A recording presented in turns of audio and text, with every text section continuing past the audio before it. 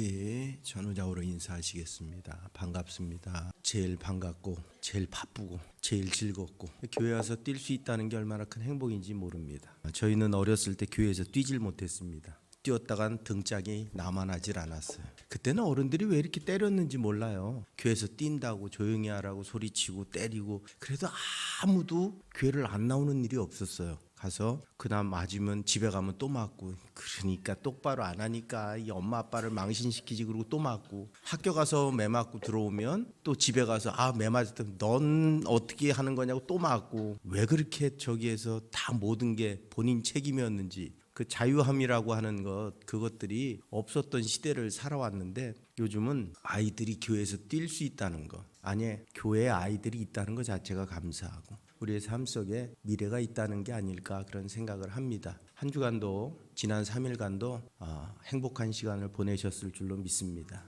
건강하시고 항상 뭔가를 잃어봐야 그게 참 뼈저리게 귀하다는 걸 알고 살아갈 수 있게 되는 것 같습니다. 우리는 하나님의 말씀 속에서 우리의 삶의 지혜를 배웁니다. 우리가 살아가는 시간들 속에는 어쩌면 성경 안에는 인간이 살아가고 있는 삶의 현장의 모습이 그대로 담겨져 있는 것처럼 느껴질 때가 많이 있습니다. 방향을 시선을 조금 틀어서 보면 이렇게 주시는 말씀을 통해 우리는 이렇게 살아갈 수 있겠구나 라는 생각을 할 수 있게 만듭니다. 오늘 교회는 할례라고 하는 문제 때문에 갈등을 빚고 있었습니다. 그 갈등을 해결해가는 방법을 오늘 성경은 우리에게 말씀해 주고 있습니다. 그런데 그 갈등을 해결하는 방법이 침묵시키고 입에 재갈 물리고 또 팔을 꺾고 못하게 하는 것으로가 아니라 오히려 그냥 공론회장으로 끌어내서 더 자유롭게, 하지만 무엇을 보고? 하나님을 보고 이야기할 수 있도록. 그러니까 우리는 내 주장을 많이 펴요. 그런데 하나님을 보고 이야기할 수 있어야 되지 않을까. 제가 어제는 심포지움 준비 때문에 준비위원들이 좀 모여서 함께 이 강원 영동 순례길을 만드는 그 일을 준비하는 준비위원들이 좀 모여가지고 함께 회의를 하고 있었습니다. 제가 이제 첫 발제자고, 제가 발제를 해야 그 다음 발제가 이어질 수 있는 가장 뼈대가 되는 선교사들에 대한 이야기를 발제를 맡아서 고민이 좀 많이 되고 있는데, 같이 이제 이야기를 하다 보니까 어떤 선결교 목사님이 그런 말씀을 하시더라고요. 이게 감리교만의 일이 돼서는 안 된다라는 이야기를 하더라고요. 그래서 뭔 소린가? 물론 감리교가 이 강원 영동 지역의 선교적인 분할을 할 때 감리교가 맡았기 때문에 감리교 선교사들이 주도적으로 이 일을 해왔던 게 맞고, 가장 먼저 생긴 교회, 가장 먼저 생긴 교단, 가장 많은 위치를 차지하고 있는 것도 감리교가 맞다. 이 영동 지역이 아마 거의 모든 교회를 합쳐도 감리교가 한 50%는 될 겁니다. 타교단 다 합친 것만큼 될 거예요. 그러니까 그렇게 하다 보면 이제 감리교단만의 길이 되고 감리교단만의 일이 되지 않겠냐, 그 얘기를 들으면서 굉장히 찔렸어요. 이곳의 하나님의 역사는 감리교만을 위해서 준비된 게 아니고 모든 영혼과 모든 교단과 모든 교회를 위해 준비됐는데, 그것이 우리들만의 이야기가 됐을 때 소외되고 외면당하고 결국은 반쪽짜리밖에 되지 않는 하나님의 일이 나뉘어지는 상황이 벌어지겠더라고요. 그래서 속초교회 목사님하고 저하고 발제를 맡아서 하게 됐는데, 그러다 보니까 감리교 목사들이 제일 많아요. 강릉교회, 양양교회 해가지고 거의 대부분이 감리교 목사들인 거예요. 솔직히 둘이 고백을 했습니다. 미안하다고. 그런데 현실이 그러니까 그 현실을 부인하는 게 아니라, 우리가 그 안에서 하나님이 어느 교단에는 순교자를 만들어 놓으셨고 어떤 상황에서는 어떠한 일들을 만들어 놓으신 그 가지들을 외면하지 말자, 그런 이야기를 하면서 맞다, 하나님이 원하시는 게 뭘까? 교단이 아니라 하나님의 일하심이란 사실입니다. 하나님이 어떻게 일하셨는가? 그 하나님의 일하심은 교단하고 상관없이 모든 교회에 일어났던 사건이거든요.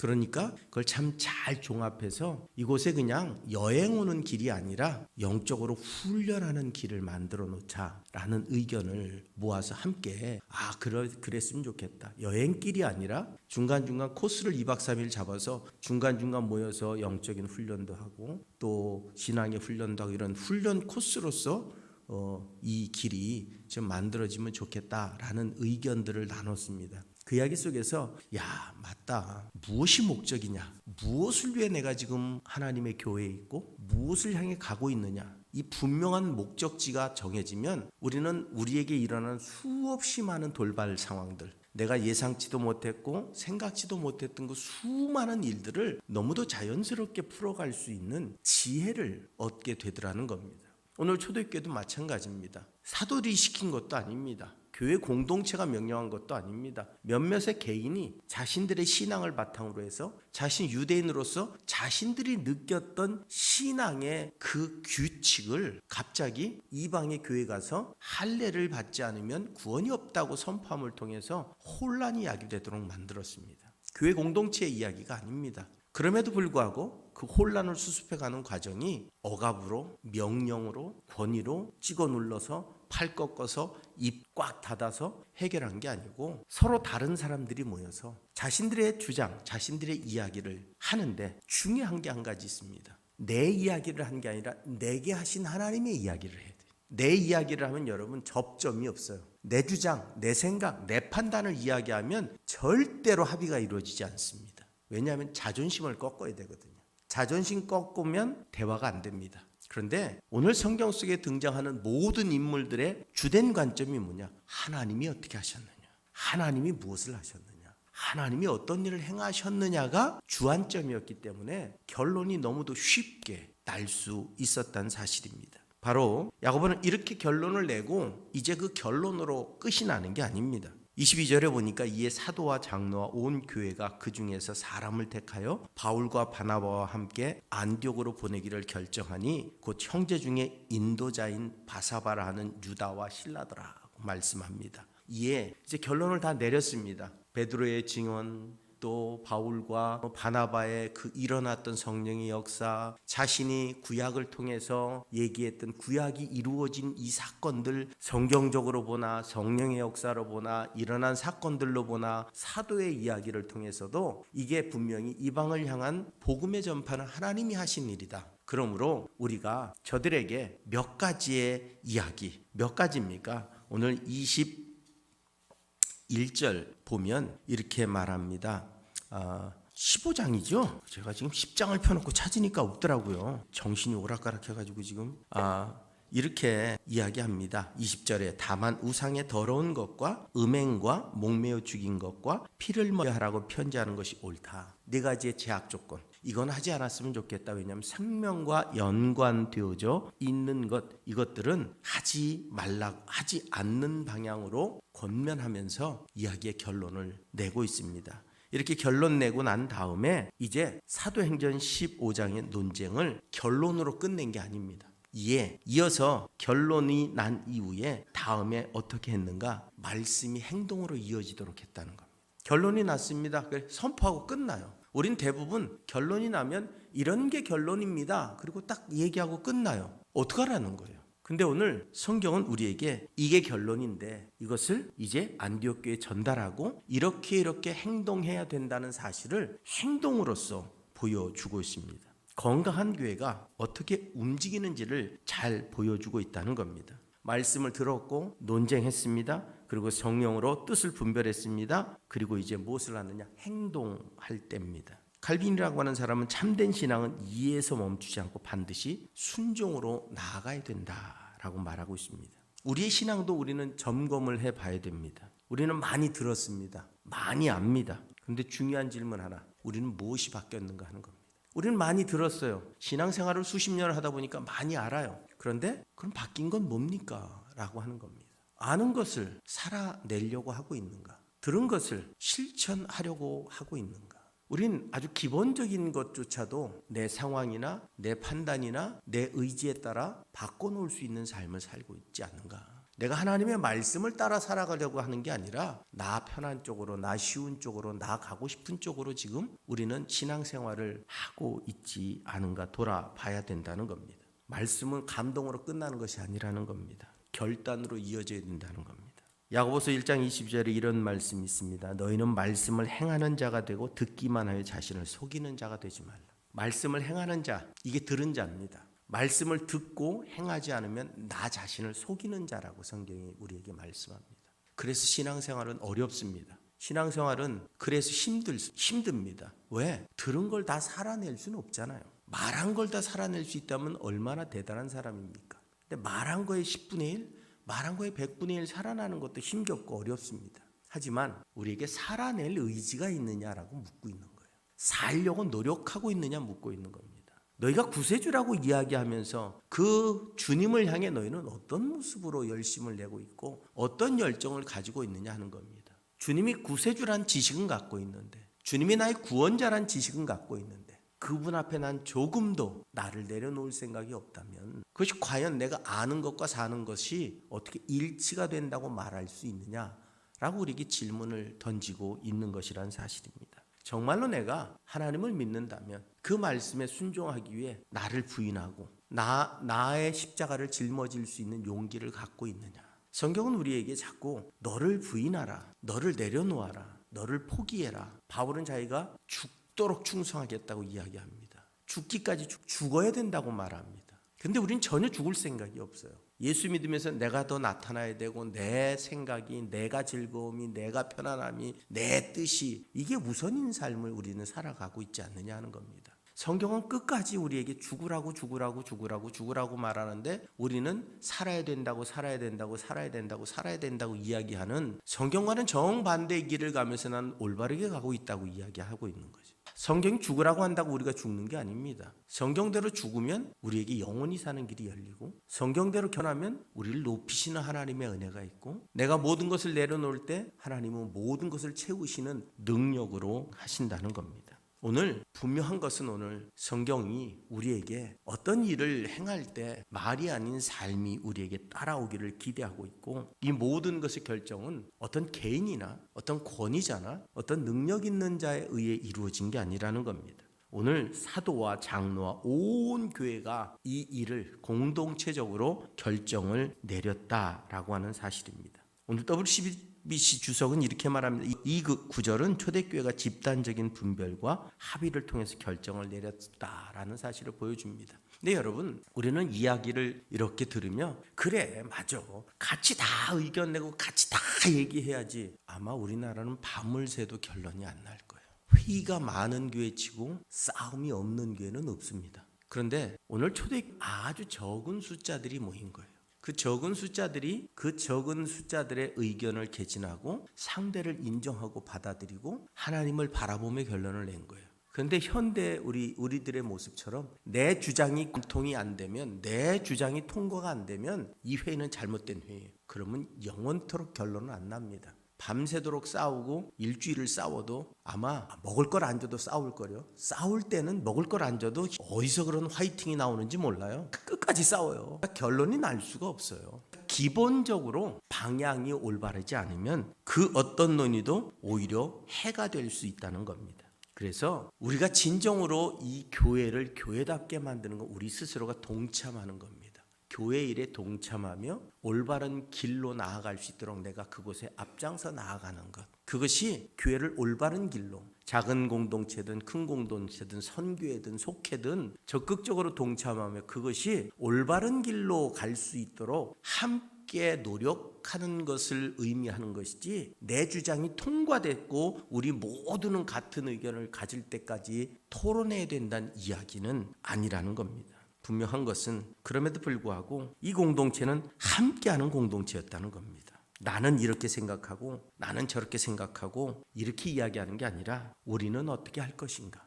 그러니까 여러분, 나는 이렇게 생각해요. 나는 이게 옳다고 생각해요. 영원히 바뀌지 않습니다. 그런데 우리는 어떻게 옳은 걸까? 우리는 어떻게 가야 될까? 라고 이야기할 땐 합의점이 금방 나옵니다. 그러니까 우리와 나 비슷한 이야기 같은데 전혀 다른 결론, 전혀 다른 결과를 만들어낼 수 있습니다. 우리라고 하는 단어 속에는 상대를 인정해야 우리라고 하는 단어가 시작됩니다. 몸이 아픈 분이 있어요. 그 몸이 아픈 분과 내가 우리예요. 그러면 어떻게 걸어가야 될까? 결론이 나요. 쉬워요. 나는 걷는데 넌 왜 차 타고 가? 이러면 이건 결론이 안 나는 얘기예요. 근데 우리일 때 아프시니까 차 타고 가시고 우리는 건강하니까 걸어갑시다. 뭐 이런 합의가 이루어지기가 쉬운 거예요. 근데 우리는 우리가 아닌 나로서 모든 의견을 제시합니다. 내 상황이 달라요. 내 판단이 달라요. 내가 이해하는 범위가 달라요. 그러니까 내 이야기를 다 들어줄 수 없어요. 왜? 상대도 이해하는 범위가 다르고 생각하는 게 다르고 경험한 게 달라요. 그러기에 우리라고 하는 공동체 안에서 하나님이 우리가 어떻게 하는 게 기뻐하실 일인가를 고민하면 결론은 훨씬 쉽게 나올 수 있다는 겁니다. 그래서 초대교회의 모습은 굉장히 초기적인 모습인데 굉장히 지혜가 있고 굉장한 능력이 있는 교회의 모습을 가지고 있었다는 겁니다. 많이 배운 사람들도 아닙니다. 많이 배워서 똑똑해서가 아닙니다. 하나님의 은혜 안에 성령이 이끄시는 대로 나아갈 때 가장 지혜로운 선택을 할 수 있게 되는 겁니다. 그러기에 우리가 무엇을 하든지 그리스도인에게 첫 번째는 기도입니다. 기도하고 그리고 나서 그것에 대해 말할 수 있을 때 우리는 은혜 안에 의견을 나눌 수 있게 되어진다는 겁니다. 그리고 나서 그들에게 이방 공동체에게 사람을 파송하기로 합니다. 교회는 사람을 세울 뿐만 아니라 보내는 교회이기도 하다는 사실을 우리는 알아야 됩니다. 오늘 이것은 그냥 회의 결과, 회의의 결론을 이방 교회에 알리기 위해 사람들을 선택합니다. 그런데 그냥 사람들이 아닙니다. 인정받고 권위 있는 사람들입니다. 함부로 말하지 않는 사람들입니다. 남을 존중하고 이해하며 그 모든 상황을 배려할 수 있는 사람들입니다. 그 교회 공동체 안에서 함께 살아가면서 그들의 삶이 많은 공동체 사람들에게 존중받고 인정받는 사람들입니다. 그런 사람들을 선택해서 왜? 말을 전해야 돼요. 물론 이게 서신으로 기록되어져 그냥 형식적이 아니라 문서로 기록되어져 전달되기도 하겠지만 문서보다 더 중요한 게 말입니다. 감정이 담겨 있고 사랑이 담겨 있고 통보하는 게 아니고 굴림해서 저들에게 명령하는 게 아니라 사랑의 형제로서 정말로 기쁜 마음으로 감사하는 마음으로 올바로 전해야 되고 여러분 유대인의 습관, 이방인의 습관 전혀 다른 거예요. 그러니까 말투가 다르다는 거. 우리가 이 강원도 오면 항상 오해받는 게 있어요. 식당 가면 불친절하다.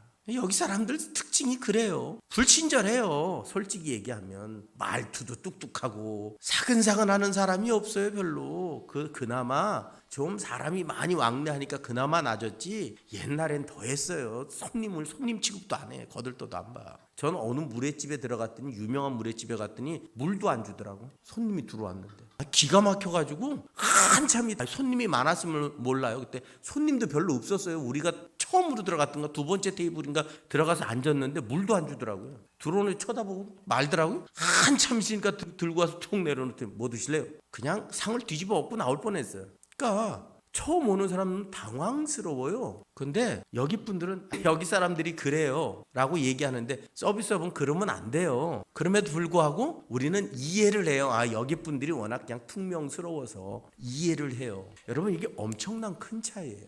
그러니까 서울 사람이 와서 뭔가를 전할 때 그들의 감성과 여기서 듣는 사람들의 감성이 달라요. 똑같은 말을 전하더라도 여러분 듣는 사람의 감성이 다르기 때문에 똑같은 말을 전했는데 화를 낼 수도 있고 기뻐할 수도 있는 거예요. 그러니까 상대를 얼마나 많이 배려하고 사람들을 많이 대하고 깊이가 있어야 바르게 전할 수 있는 거예요. 이분들이 유다와 또 신라가 뽑혔는데 이 사람들이 그냥 대충 그냥 여기 유명한 사람 가가 아니에요. 최소한도 그곳에 가서 이곳에서 결정된 이야기를 오해 없이 기쁨으로 맞이할 수 있도록 설명할 수 있는 사람들을 뽑은 거예요. 그만큼 이 두 사람은 배려심이 있고 이해심이 있고 상대를 설득할 언변이 있고 그만큼의 믿음의 중심이 있는 사람들을 뽑았던 거예요.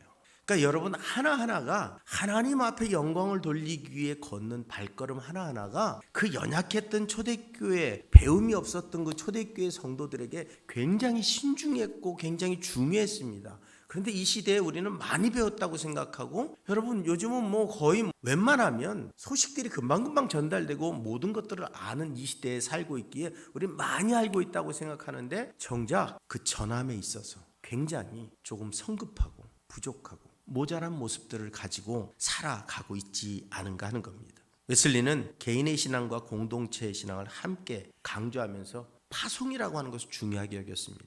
교회는 세상 가운데 파송받는 사람들입니다. 교회로 모여 우리가 예배를 드리지만 중요한 것은 우리가 세상 가운데 파송받는데 그냥 파송받는 게 아닙니다. 내 삶의 자리에서 예수를 설명할 수 있어야 돼요. 내 삶의 자리에서 예수를 살아낼 수 있어야 돼요. 그래야 우리가 하나님께로부터 파송받은 자로서의 삶인 거예요. 그러니까 우리가 세상 속에 살아가면서 예수를 알지 못하는 자들, 예수를 경험하지 않은 자들, 예수에 대해 이해하지 못하는 자들에게 전혀 다른 용어를 가지고 설명을 해야 되는 거예요. 그러니까 우리가 그만큼의 배려심과 이해심과 노력과 인내가 필요한 삶이라는 사실을 오늘 성경은 우리에게 알려주고 있다는 겁니다. 오늘 그 결정을 따라서 오늘 23절에 보니까 그 편에 편지를 붙여 이르되 사도와 장로된 형제들은 안디옥과 수리아와 길리기아에 있는 이방인 형제들에게 문안한다라고 하는 편지를 써 보내기 시작합니다. 편지를 붙였답니다. 기록되고 전달되어졌습니다. 그냥 말로 마무리한 게 아닙니다. 그들은 분명한 사실을 문서화해서 전달했습니다. 이 문서화해서 전달했다는 의미는 변할 수 없는 원칙이 되어지는 겁니다. 기준이 되어지는 겁니다. 말을 하면 여러분 잊어버릴 수 있죠. 요즘은 전화 통화하면 자동 녹음이 되는 경우들이 있어요. 그래서 말한 것이 딱 드러나는 경우들이 많이 있습니다. 그런데 대부분은 길에서 만나 말하거나 녹음기 틀고 다니진 않잖아요. 거기다가 때로는 내 생각과 자세히 말을 하면서 설명하지 않잖아요. 그러다 보니까 무슨 의미인지 오해될 때도 있어요. 그보다는 확실한 문서로서 전해질 때 누가 오든 어떤 사람이 와서 어떤 주장을 하든 예루살렘 회의에서 사도들과 함께 결정된 사항을 이야기할 수 있는, 이제는 흔들리지 않고 그것을 지켜나갈 수 있는 이제는 확실한 근거를 갖게 되어졌다는 거예요. 그러니까 그만큼 예루살렘 교회는 받는 자들에 대한 배려가 굉장히 세심했다는 겁니다. 그 세심한 배려를 통해서 저들이 신앙을 잃어가지 않을 수 있도록 만들어가는 과정을 지켜나갔다는 겁니다. 은혜는 경험으로 끝나면 사라집니다. 기록되고 전해질 때 공동체를 살릴 수 있습니다. 은혜 받고 감동받았습니다. 그런데 침묵하고 있으면 그냥 사라지는 거예요. 그런데 내가 그 받은 은혜와 감동을 전할 때 그 전함을 통해서 더 큰 은혜와 감동들이 자라날 수 있는 것처럼 여러분 은혜는 나누고 사시기 바랍니다. 교회 안에서 은혜는 나누기 사시기 바랍니다. 그런데 참 우리가 모이면 잘하는 게 불평이에요. 비판이고 원망입니다. 시간 가는 줄도 몰라요. 남 욕하다 보면 한 시간이 그냥 10분처럼 흘러가. 근데 좋은 얘기 하려고 그러면 할 얘기가 없어. 그냥 10분이 1시간처럼 안 가. 좋은 얘기 하려면. 남 욕을 시작하면 하여튼 그냥 옛날부터 시작해서 지금에 이르기까지 별의별 얘기가 다 나와요. 있는 얘기 없는 얘기, 누가 이러대더라 누가 저렇대더라. 그냥 엉덩이가 떼어지질 않아 그냥. 근데 좋은 얘기 하려고 그러면 그냥 빨리 갑시다. 남 좋은 얘기는 죽어도 못해. 분명한 건 교회는 은혜를 나누는 장소입니다. 그 은혜가 풍성해질 때 우리의 삶 속에 그 은혜로 인한 변화가 시작되는 거예요. 요건 잘못된 거고, 요건 틀린 거고, 요건 올바르게 살아야 되는 거고 라고 지적하는 게 빠를 것 같죠. 그런데 그렇지 않습니다. 오히려 그보다 더 풍성한 은혜 안에서 우리는 이렇게 하는 게 행복이고, 이렇게 하는 게 좋은 거고, 이렇게 하는 게 즐거운 거고, 그럼 그렇게 변해가는 거예요. 우리는 지적하면 지적하는 것으로 변화가 일어나냐? 안 일어납니다. 갈등만 더 깊어지죠. 그런데 좋은 것을 나누면 나눌수록 행복해지는 거예요. 그러면서 더 깊은 기쁨의 시간들이 우리에게 다가오는 겁니다. 오늘 사도와 장로된 형제들이라고 표현합니다. 참 많은 배려가 담겨 있어요. 권위와 관계가 동행하고 있습니다. 사도와 장로들이라고 하는 이 권위, 이 사람들의 권위는 모두에게 복종시킬 수 있어요. 그런데 사도와 장로들뿐만 아니라 형제들이기도 하답니다. 따뜻한 권위. 따뜻한 권위가 다가온 거예요. 그러니까 그걸 받아들이는 사람 입장에선 충분히 마음의 문을 열고 받아들일 수 있는 거예요. 여러분 친구 같은 선생님, 그러면 그 친구 같은 선생님 주변에 아이들이 더 많이 모여듭니다. 오히려 서로 친구처럼 치고받고 하는데 그 선생님의 말은 힘이 있죠. 우리에게 권위는 저절로 주어지는 게 아닙니다. 삶으로 주어지는 거예요. 살아냄으로 그것이 그들의 마음을 감동시킬 때 권위가 되는 겁니다. 근데 우리는 큰 소리 치면 된다고 생각해요. 언제부턴가 우리의 과거의 어르신들은 큰 소리를 많이 쳤죠. 집안에서 여자 목소리가 담장을 넘어가면 집안이 망한다고, 암탉이 울면 집안이 망한다고 그러죠. 요즘은 암탉이 울면 집안이 흥한다고 그러던데, 여러분 우리에게는 언제부턴가 알 수 없는 권위들이 꽉 우리를 잡고 있었어요. 그게 막 깨지면서 어떻게 해요? 사회가 무너지는 것 같았어요. 그런데 그 사회는 새로운 질서를 만들어 가고 있습니다. 형제와 같은 아름다운 동행의 권위가 우리를 진정으로 기쁘게 하고 행복하게 만들었다는 사실을 이 교회 지도자들은 너무 잘 압니다. 이재철 목사는 이렇게 얘기합니다. 교회 지도자는 위에 있는 사람이 아니라 함께 걷는 사람이다. 분명한 것은 여러분, 함께 걸어간다는 것은 행복한 일입니다. 그 함께 걷는 일이 우리에겐 즐거운 일이에요. 우리에게 처음 카페 만들었을 땐 제가 거의 커피를 매일 제가 내렸잖아요. 주말마다. 점점 저한테서 그걸 뺏어가기 시작해가지고 이제는 그 안에 쓸 자리도 없어요. 근데 처음에 몇 년 동안은 저 혼자 다 했어요. 오면 예배 설교 끝나자마자 가가지고 커피 내려드리고 뭐 종류별로 요구하는 것도 많아가지고 정말 하고 다. 그때만 해도 제가 또 좀 이렇게 젊어가지고 웬만한 한 10몇 가지의 종류의 요구 조건들은 요리는 좀 제가 싹 해서 다 내려드리고 했어요. 근데 어느 순간부터 자꾸 목사님은 들어가세요 그러면서 요만큼 밀리니 카페 바깥으로 밀려나가지고 이젠 그냥 카페 바깥에 있어요. 저한테는 그것도 즐거움이거든요. 우리가 살아가는 삶이, 저는 설교하는 직분을 받은 것이고 여러분들은 여러분들에게 주어진 직분을 가지고 살아갑니다. 그런데 그것이 지위가 되거나 권세가 되면 거기서는 온전한 역사가 일어날 수 없습니다. 언제나 누구에게나, 제가 좀 무뚝뚝해서 그렇지 저는 굉장히 아주 잘 동의를 안 하는 듯한 얼굴 표정들로 그냥 무뚝뚝할 뿐이에요. 강원도 사람이 다 돼가서 그냥 강원도 사람 아니었을 때도 전 무뚝뚝했어요. 그냥 무뚝뚝할 뿐이지 저는 아주 권위라고 하는 걸 별로 좋아하지 않는 스타일이에요. 내 입으로 이런 얘기를 하니까 정말 어울리지도 않는다. 근데 우리가 권위라는 건 내가 만들어내는 게 아니라 남들에 의해 주어지는 겁니다. 그럴 때 신이 있는 권위가 되는 거예요. 오늘 그 권위를 사도라고 하는 자, 장로라고 하는 사람들, 그 시대, 우리와 다른 계급 사회를 이루고 있던 그 시대에 높은 위에 있는 사람들을 바라보는 일반 사람들의 모습은 다른 거예요. 지금처럼 이렇게 그런 권위주의가 사라지기 시작한 시대와 다르게 조선시대에 여러분 장관이라고 그러면 재상이라고 그러면 어떻게 바라봤을까요? 임금이 지나가면 감히 얼굴도 들 수 없었던 시대에 과연 그때의 이런 사도와 장로들이 형제들아라고 이야기했다면 어땠을까요? 전혀 다른 느낌인 거예요. 우리는 오늘의 시각으로 바라보니까 그냥 그랬나 보다 라고 생각하지만 그 시대의 시각으로 바라보면 이건 엄청나게 내려온 거예요. 내려와 그들과 함께 자신들의 자리를 공평하게 하고 우리가 이런 형제들에게 주는 사랑, 위안, 격려의 이야기를 했다는 겁니다. 그때 그들에게는 분명한 관계 안에서 회복되는 역사들이 일어났을 것이고 이곳에서 아주 우리는 놀라운 이야기를 봅니다. 이방인 형제들에게 문안한다. 여러분, 유대인들은 이방인을 형제라고 부르지 않습니다. 같은 핏줄을 타고난 사마리아인들을 피가 섞였다는 이유 때문에 개 취급하는 사람들이에요. 이방인과는 같이 밥도 안 먹는 사람들이 유대인들이에요. 그런데 그 이방인들에게 오늘 사도와 장로들이 뭐라고 말하느냐? 형제들이라고 말합니다. 그들에게 민족적인 그리고 과거에 얽매였던 그 관계들의 재정립이 일어나고 있는 겁니다. 장벽의 문제들이, 민족의 장벽이 허물어지고 있는 거예요. 새로운 가족 공동체가 형성되어지고 있는 겁니다. 그러기 위해서 여러분, 오늘 사도와 장로들이 어떤 마음을 가지고 있었을까? 교회 공동체가 세상 가운데 다가가기 위해서 필요한 게 뭐냐면 우리가 세우는 장벽이 먼저 무너져야 돼요. 그렇다고 우리가 세운 장벽이 무너져야 된다고 얘기하니까 세상 게 다 좋아 다 돌아가 아니에요. 교회의 질서라고 하는 것이 유지되며 우리 스스로의 마음의 문을 좀 열고 우리가 세상 가운데서 그리스도인으로 살아갈 수 있을 때, 그때 세상과 그리스도인들의 장벽이 무너지는 겁니다. 오히려 자기 정체성을 잃어버리기 때문에 장벽이 더 높아지는 거예요. 자기 정체성이 분명하면 그 장벽이 무너지는 거예요.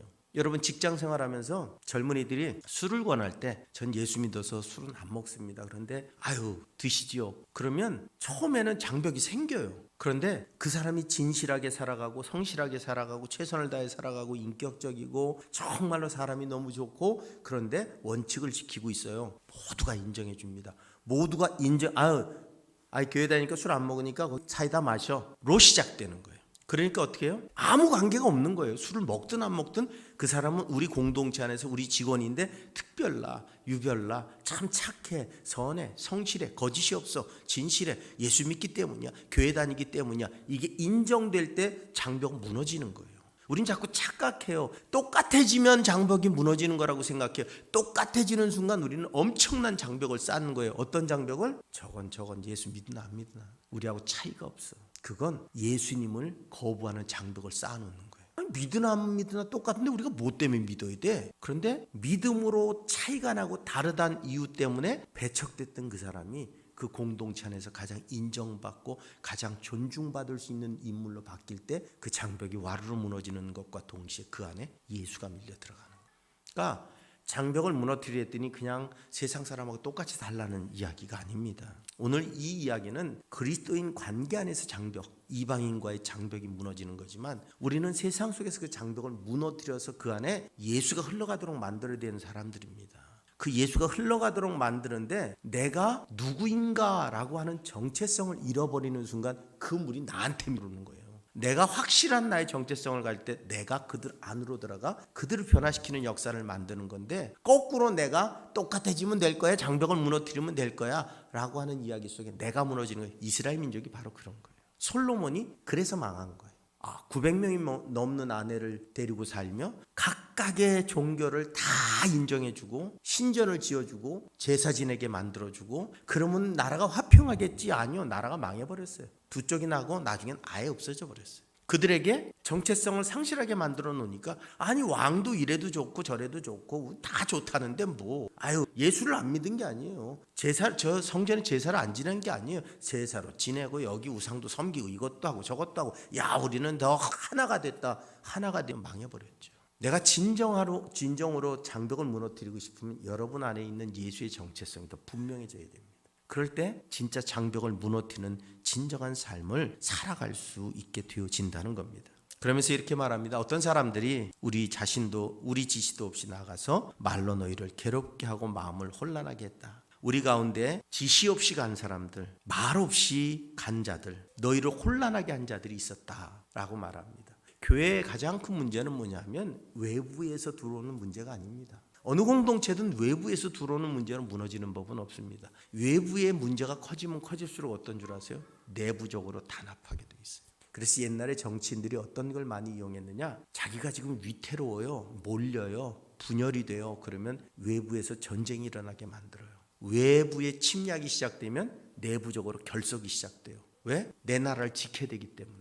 정치인들이 그걸 굉장히 많이 이용하고 살아가고 있어요. 위협을 가해서 스스로가 움츠러들고 하나로 뭉쳐질 수 있도록. 그런데 내부에서 분열이 시작되면 그건 막을 수가 없는 거예요. 이스라엘이 망한 이유는 내부로부터 문제예요. 그걸 제일 잘 이용한 게 누군 줄 아십니까? 신천지가 그걸 제일 잘 이용했어요. 신천지라고 하는 집단이 초반에 산업기기를 할 때 그 수법을 쓴 거예요. 내부로 들어와요. 참 1년 동안 열심히 해가지고 모두가 박수치고 참 인정해주고 바라봐요. 그랬더니 그때부터 뭘 하느냐? 머리를 치기 시작해요. 살살 비난하고 비판하고 살살 요게 문제고 저게 문제고. 그럼을 통해서 그러므로 저 성실한 사람이 그렇게 이야기하는데 맞아 옳은 말이야. 그래 괜찮아. 그래. 그리고 어느 날부터 바라봤더니 정말 그런 거예요. 이미 내 기준이 바뀌었고 시선이 바뀐 순간 바뀌어 보이는 거예요. 그리고 나서 교회 안에 분란이 시작됩니다. 통째로 교회가 옮겨가는 거예요. 그 산업기기를 신천지가 초반엔 어마어마하게 많이 이용을 했어요. 그래서 수없이 많은 교회들이 그것으로 인해 껍데기만 남는 일들이 벌어졌어요. 오늘 여러분, 교회는 하나의 몸입니다. 사지가 잘려나가면 죽는 거예요. 그러기에 오늘 우리가 어떤 모습으로도 내부적인 진정한 진리 안에 하나님을 바라보는 시선, 그러니까 기준이 사람이면 안 된다는 게 기준이 하나님일 때 우리는 변함이 없어요. 내가 지금 하나님 보고 신앙생활하는 것이고 하나님의 구원의 은혜 때문에 주의 전을 찾는 거지, 사람 보고 나오지 마십시오. 사람 찾아 나오지 마십시오. 사람으로 인해 서지 마십시오. 그 사람 때문에 무너질 날이 와요. 그 사람 때문에 넘어질 날이 와요. 사람 보지 않고 우리는 하나님 보고 서는 사람들이에요. 이 세상에 아무리 훌륭한 목사도 완전한 목사는 없습니다. 이 세상에 아무리 훌륭한 사람이 그곳에 있다 할지라도 완전한 사람은 없는 거예요. 완전하신 분은 하나님 한 분밖에 없습니다. 그리고 우리가 믿는 건 하나님이지 사람이 아니에요. 자꾸 사람을 의지하다 보면 결국 그 사람 때문에 상처받는 거예요. 하나님을 바라보는 삶이 이루어질 때, 오늘 초대교회도 마찬가지입니다. 그 사람의 이야기 때문에 흔들린 거잖아요. 그 예루살렘으로부터 그 사람들 때문에 흔들린 거고, 그 사람들로 인해서 자꾸 분란이 일어난 거잖아요. 하나님이 그렇게 말씀하셨느냐 하는 거예요. 그래서 바울과 바나바가 찾아낸 게 뭐예요? 하나님이 뭐라고 말씀하셨느냐 하는 거예요. 그래서 하나님이 이렇게 말씀하셨다고 가져오니까 그 분란은 순식간에 잠잠해지는 거예요. 우리의 기준은 하나입니다. 하나님이 성경에 뭐라고 말씀하셨고 하나님이 무엇을 기뻐하시는가, 거기에 맞춰서 우리는 살아가면 돼요. 그리고 그럴 때 우리는 흔들림 없는 자기 정체성을 가지고 살아갈 수 있는 능력을 가질 수 있게 되어진다는 겁니다. 사람은 다 각자의 생각을 가질 수 있어요. 그걸 나쁘다고 이야기할 수 없어요. 다 각자의 생각이 있으니까. 하지만 그것이 몸된 공동체에 어떤 영향을 미치고 있는가? 몸된 공동체가 일어서게 하는 것인가, 무너지게 하는 것인가? 하나님이 공동체의 무너짐을 기뻐하실 것인가 아닌가? 여러분, 때로는 무너져야 될 때가 있어요. 무너져야 하나님이 사실 때가 있어요. 어떨 때일까요? 모두가 인간적인 생각으로 뭉쳐 있을 때, 그때 무너지는 게 나아요. 바벨탑이 인간적인 생각으로 그냥 올라가고 있었어요. 하나님께 다가가기 위해 하나님은 언어를 흩으심을 통해서 그냥 무너뜨려 주셨어요. 우리가 하나님을 잃어버린 방향을 향해 가고 있다면 무너지는 게 맞습니다. 하지만 우리가 하나님을 향해 가고 있다면, 그 하나님을 향해 가는 공동체는 하나님이 기뻐하실 일들, 세워가는 일들에 열심을 내야 되는 거예요. 세울 때 그 하나님이 기뻐하시는 거룩한 사명을 감당할 수 있는 능력이 생겨집니다. 나의 생각이 옳을 때도 있고 틀릴 때도 있습니다. 옳은 것은 분명히 받아들여질 겁니다. 이루어질 겁니다. 기도하며 하나님 앞에 그 옳은 길을 선택하기 위해 애쓰면 하나님 분명히 이루실 거예요. 그런데 내 생각이 틀렸는데도 내 생각이 때문에 붙들고 있다면 그건 절대로 이루어지지 않을 일입니다. 우리의 기준이 하나님인가 아닌가에 먼저 초점을 맞추시기 바랍니다.